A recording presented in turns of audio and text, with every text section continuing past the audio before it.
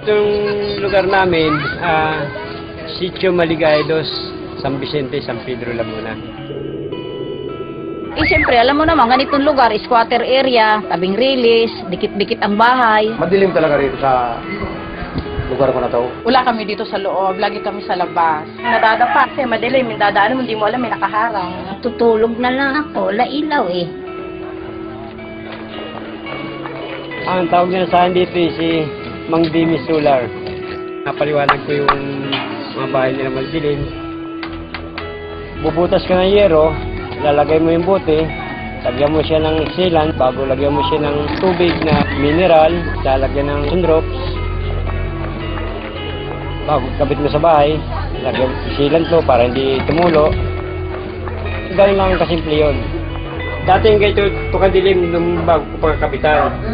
Ngayon, nung kapitan ko na, ito na ang liwanag niya. Yan ang liwanag. Umili po ako kasi bote lang, tubig. Maliwanag na yung bahay mo. Bumaba yung ano ko, binayaran ko ngayon. Simula nung makabitan ako dito. At saka itong solar bottle bulb na to, hindi mainit. Dahil sa buti na yan, sa solar na buti na yan, gumanda ang araw namin.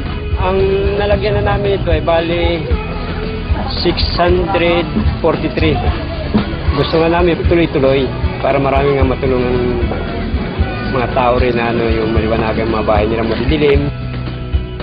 Parang katulad na rin ng bumbilya.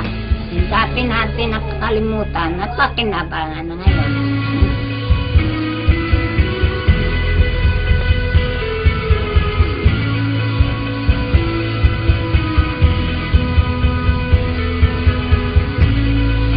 Maliwanag